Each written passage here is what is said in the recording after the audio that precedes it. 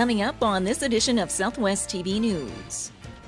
As the Cypress Health region prepares for the transfer of the next group of long-term care residents into the Meadows and Swift Current this month, the community financing still has to be achieved. Yeah, we're short about $1.4 million. At the recent City Council meeting, approval was given to hire Silverado Demolition to demolish Omen School at a cost of just over $120,000, and to also look after the St. Joseph School at the same time. This has been the scene at the entrance to the 2nd Avenue Overpass for the past several months. The upgrades, focusing on improving the safety of the structure, were initially targeted for completion by August the 19th.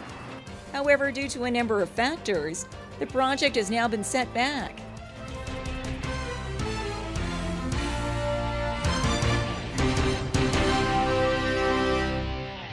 Thanks for joining us here today. As the transfer of residents continues into the new Meadows, the community of Swift Current still has to raise its portion of funding for the new long-term care facility. As the Cypress Health region prepares for the transfer of the next group of long-term care residents into the Meadows and Swift Current this month, the transition to date has been going well, from the old facilities to this new state-of-the-art structure near the Cypress Regional Hospital.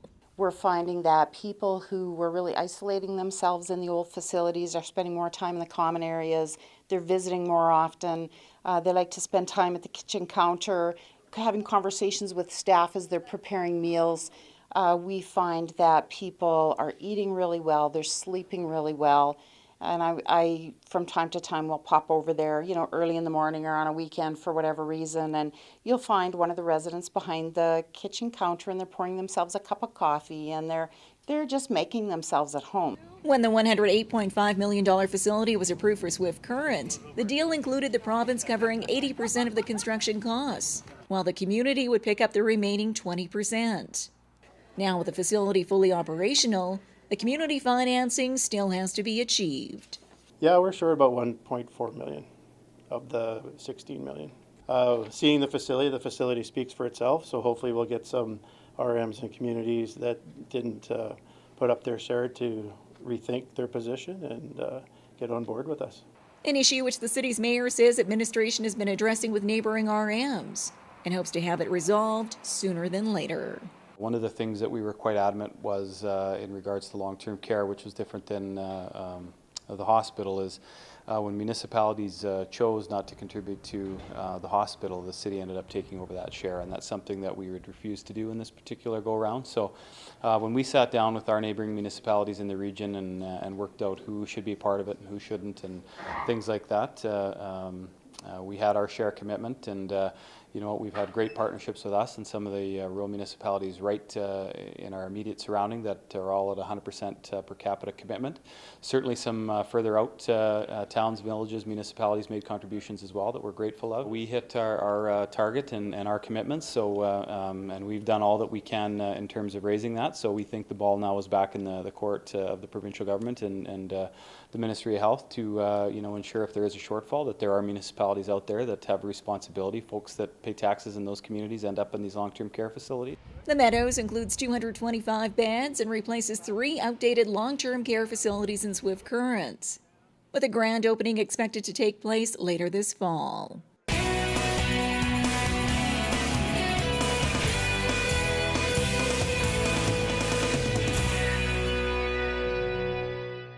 Another exciting season of Market Square returns to downtown Swift Current, featuring live entertainment, fresh garden produce, crafts, and other unique vendors.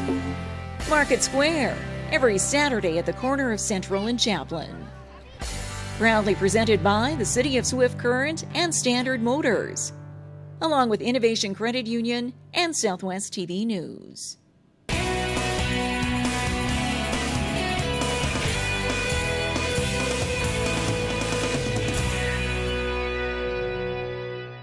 Upgrades to the 2nd Avenue Overpass in Swift Current have been underway for the past number of months.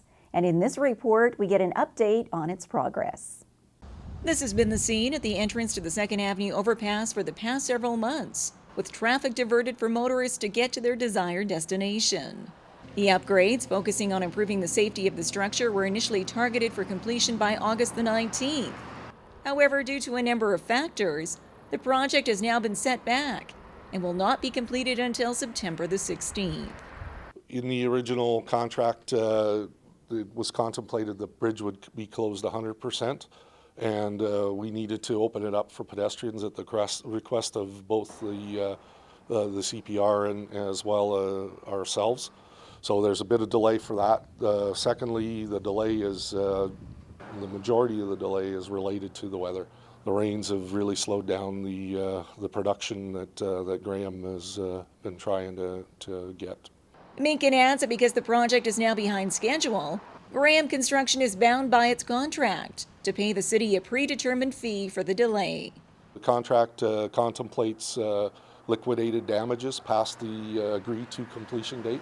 So we've adjusted the completion date to September 2nd as for the contract. So any date past September the 2nd will result in the contractor having to pay liquidated damages on the project. And as the city continues to appreciate the public's patience on the project, pedestrians will now need to find an alternate route starting this week.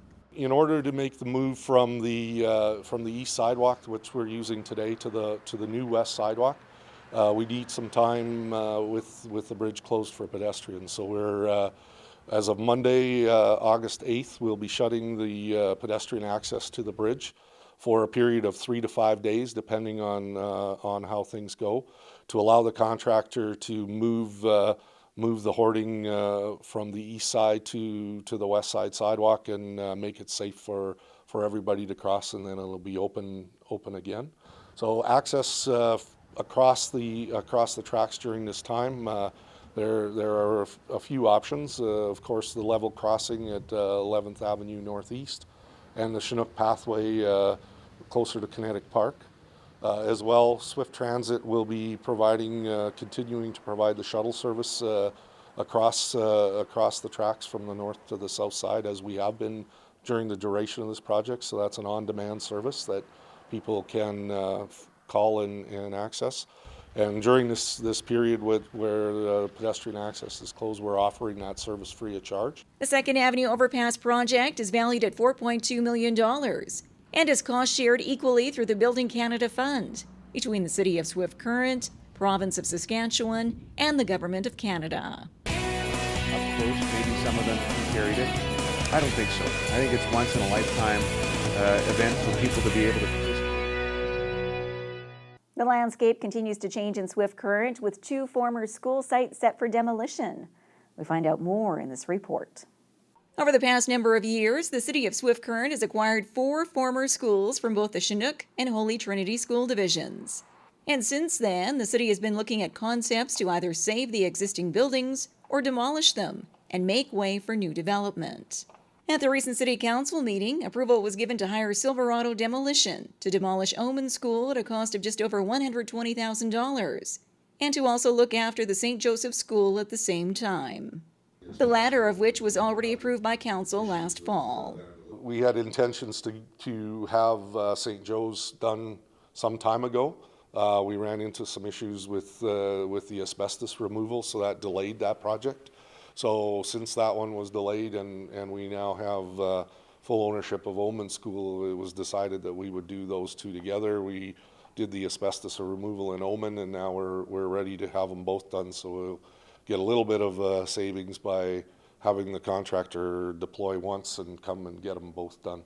Minkin further adds that public consultation is also planned for the future use of the Omen School land, as was the case with St. Joe's, all of which is still under discussion. There's been some public consultation, and there's been an engineering report prepared which provides some options for the redevelopment of the site, but there's been no firm plans at this point. At this point, it's sort of here's some of the concept plans that could be applied to it, and it really then is up to the developer that wants to take the project on to finalize those plans. The demolition of both Omen and St. Joseph schools is expected to take place in the coming weeks. Meanwhile, the future plans for the former St. Pat's and Ashley Park schools have yet to be determined.